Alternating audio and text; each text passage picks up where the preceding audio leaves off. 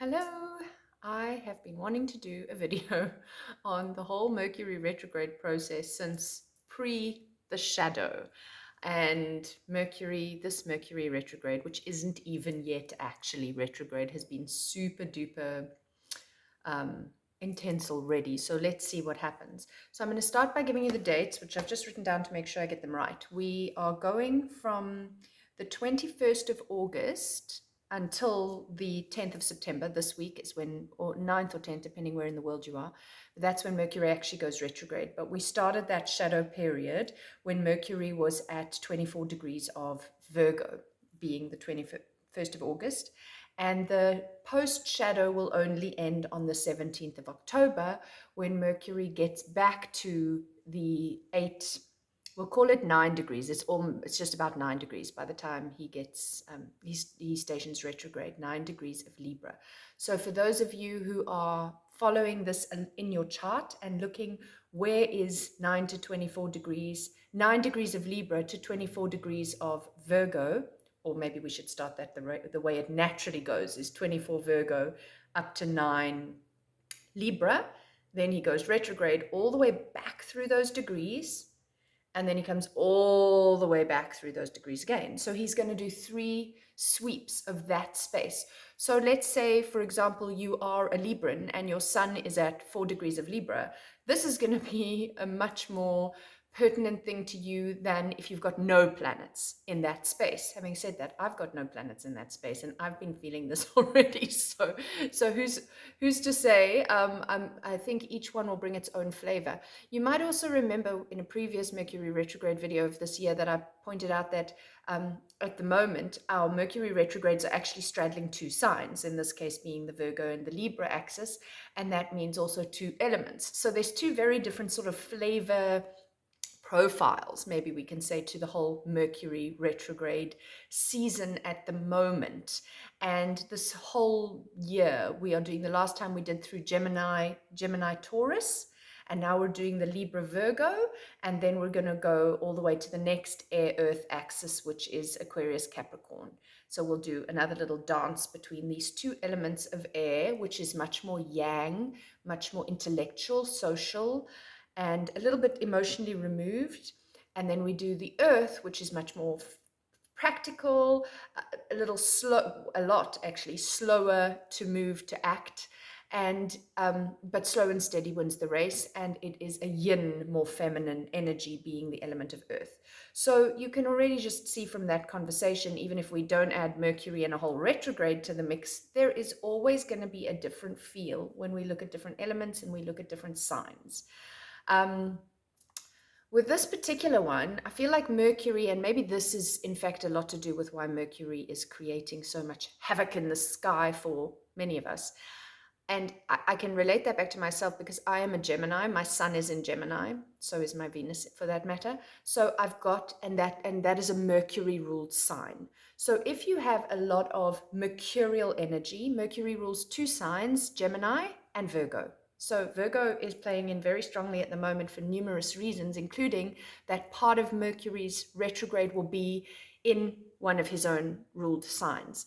So if you are very mercurial, as I am, maybe that will also be an indicator of whether you're feeling this a lot. So Mercury is his home signs. We also want to look in those spaces and go, well, is anybody traveling in his house while he's doing this whole journey? And we have Mars there in Gemini. And I think, did I already do my Mars in Gemini video? Ooh, these videos have not been loading very well. So it's been the tech side, which is quite mercurial in many ways, has been frustrating me. And therefore, I'm a bit behind with all the things that I want to share because I'm having trouble actually sharing them. I can do a video, but I can't get them loaded. So that even is a bit Mercury retrograde, to be quite frank. So Mars is in Gemini, Mercury's home, and he's going to be there for about 7 months or something ridiculous like that. And he's usually only there for about 6, 7, maybe 8 weeks. So this is an exceptionally long time because he's going to do his own retrograde process there. So Mercury is in charge of Mars right now. Oh my goodness, that sun behind might become a problem momentarily. I look like an angel. Okay. Okay, let me try and adjust this. Right, I think that's a bit better. Okay, so as I was saying, Mercury is in charge of Mars, and Mars is going to be undergoing this huge process. And oh, I did do a video on Mars because remember I mentioned that Venus did a retrograde process in Gemini some years ago. So there's a lot of reflections on the Mars retrograde process of where Venus was retrograding a few years back. But look for that video if that interests you. But the point is that Gemini area is very active with this Martian kind of energy. And Mars really just wants to move forward and get things done. And in Gemini, he can be in two minds, not even bringing in that he's going to do a retrograde. So Mercury, who we're talking about today, is in charge of Mars. And because he's also in charge of the sign of Virgo, Venus has just moved into Virgo yesterday. And the sun is in Virgo at the moment. So Mercury is also in charge right now of Venus. So he's in charge of Mars and Venus, the ultimate in masculine, feminine expression.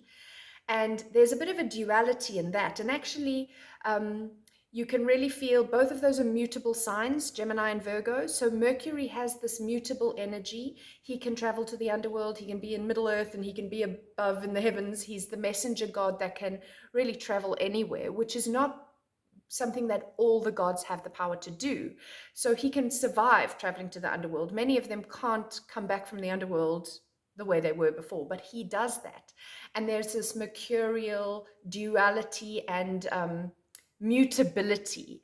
So he's now holding the ultimate in masculine and feminine expression in his hands, and he controls them, but he's in a bit of a trickster mood, and Mercury is the trickster. He's the god of thieves. He's an interesting chap. He's got quite a lot of multifaceted, multivalent energies, which is just so perfect for this whole journey where he's doing a retrograde traversing two signs. He's got Mars and Venus in his opposite signs, which means that they're going to be also squaring each other. So Mars and Venus have got this kind of argumentative 90-degree vibe going on by sign.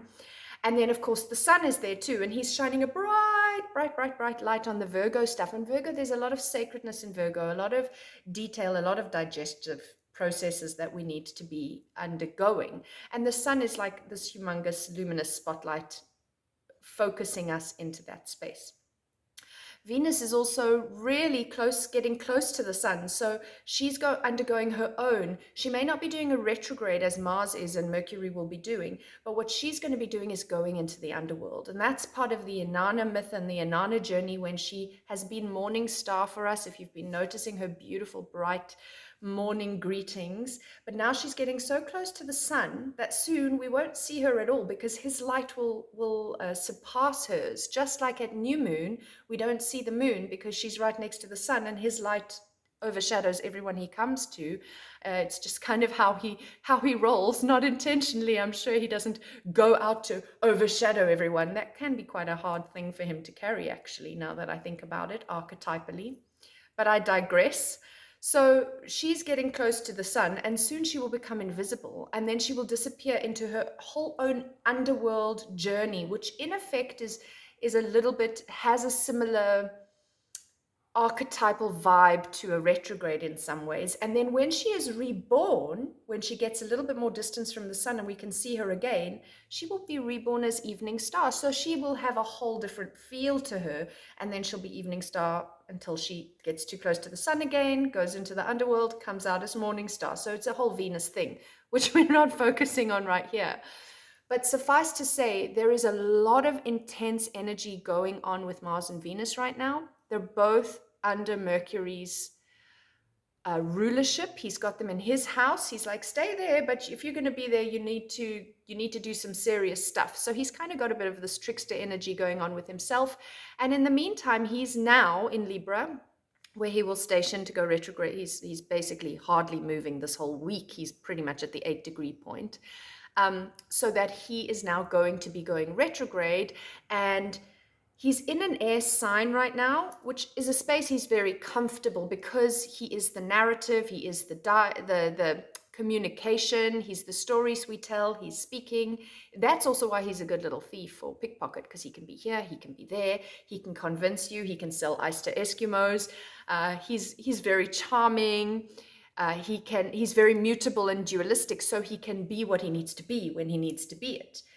And now, so he's in a happy place, but he's in Libra, which is extremely relational. And Libra is actually Venus's house. So there's what's called a mutual reception, where Venus is in charge of Mercury and Mercury is in charge of Venus right now. So that's an interesting thing. But I feel like I'm already digressing a bit far from our Mercury, because there's so much going on right now. And Mercury, this quick-witted, busy moving thing, which is my ruling planet, is very, he really wants to get so many little nuances out.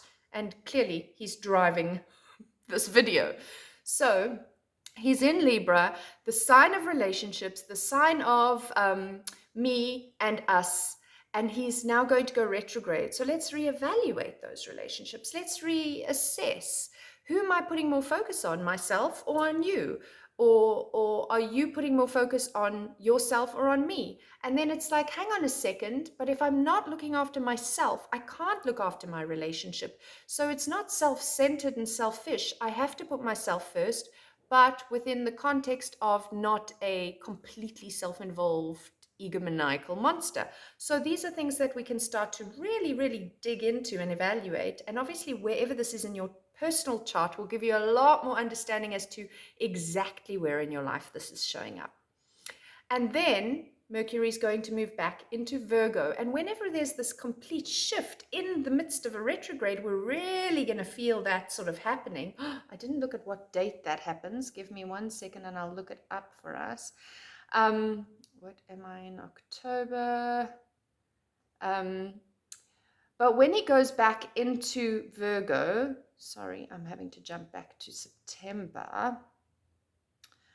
Okay, so that will be on the 24th of September that we will actually go back from Libra back into Virgo. And then there's going to be, first of all, now he's back in his own house. He got out of Venus's house for a minute and he got back into his own house, and Venus is right there with him. I'm just looking at the degree at which she is. Yeah. So he's really coming close to Venus at this point. And then we have this like, okay, let me just digest this. Let me just ground it and reevaluate what I am or am not digesting properly. Let me I can just, even if I'm thinking of Mercury moving back into Virgo, I have this dropping in, this gut evaluating. So before we were all social, thinking, quick, Libra, you, me, and now we're like, poof, into the gut, which is a space that Virgo rules. How do I tend to the daily details, the rituals, the routines, the sacredness of my health and my service to the world? That becomes the bigger evaluation at that point.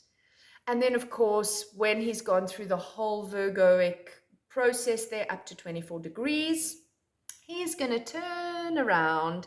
And do you know what I'm actually noticing is that Venus is basically at the degree to which he will reach. On the day he gets back into Virgo, she is where he will stop and turn around. So there's this beautiful relationship that is complex, but there is such a big picture that we cannot see and cannot understand that is being played out for us. It's a beautiful puzzle.